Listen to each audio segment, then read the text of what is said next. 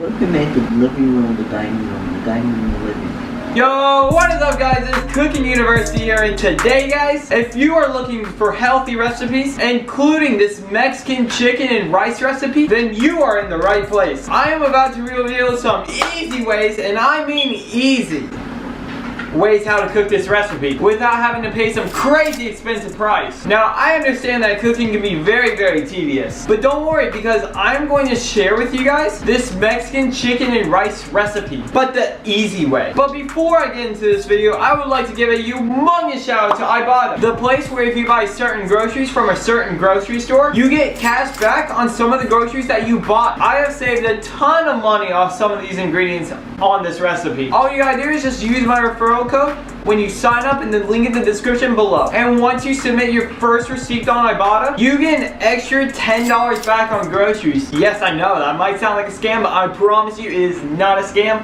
unless you do not use my referral code. But the best part about Ibotta is that it is completely free to sign up. And I would like to put a disclaimer on here that I also make $10 on Ibotta too. So without further ado, let's get into the ingredients. So first things first, we get boneless, skinless chicken breasts. Next up, we get some extra virgin olive oil spray, ground cumin, and garlic powder. 1 cup of salsa, or just as much as you would like, because you know, salsa is good. I prefer the mild salsa, but you can get whatever you want. You get the medium, the hot salsa. I don't do spicy foods. After that, you get 1 cup of shredded cheddar cheese, or any type of cheese, honestly. I have the 3 cheese Mexican cheese, shredded cheese. As long as it's shredded, that's literally all that matters. I usually get this because I can actually get cash back on this with Ibotta. And last but not least, you get some minute brown rice or white rice. I think it tastes better with white rice, but I got brown rice tonight, so we're cooking this with brown rice. This is not the Walmart brand. Usually I buy the Walmart brand, but shout out to Ibotta for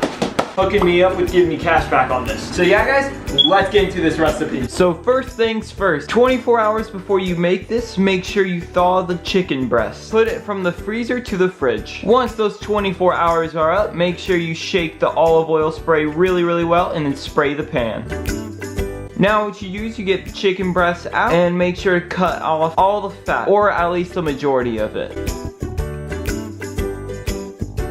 And then what you're gonna do is you're gonna cut the chicken into thirds and then put it in the pan. Once you put it in the pan, make sure to put the heat on medium and then sprinkle some garlic powder and some cumin on one side. Once the chicken starts to steam a little bit, or whenever you feel like that it's cooked well enough on one side, then make sure to flip them all over.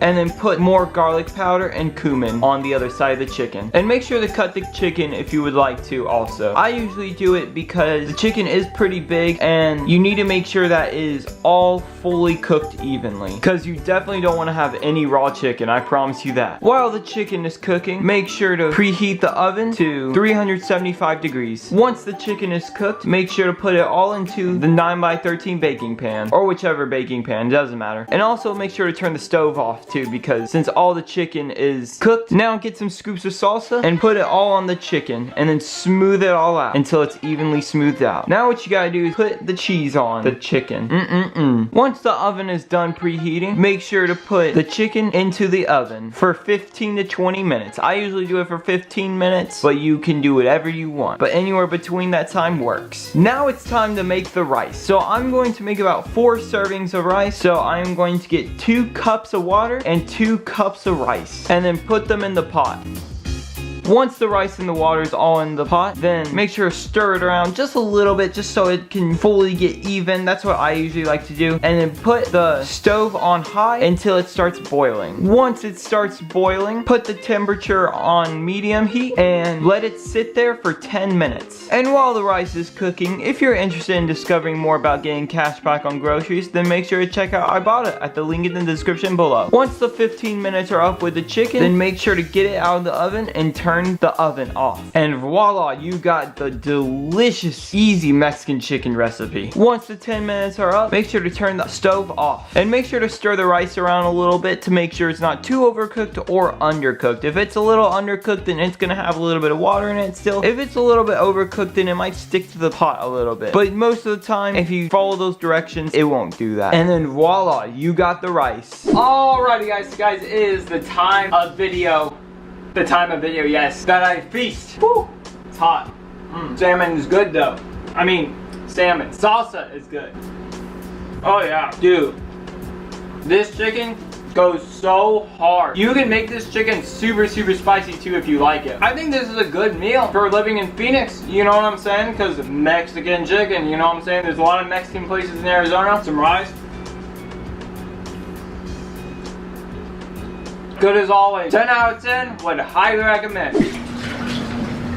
Oh, didn't see you there. Well guys, that's been the video, so make sure to subscribe and turn on notifications so you do not miss any more videos helping you out cook the healthy, cheap, and easy recipes. And I'll see you guys in the next video. Take care.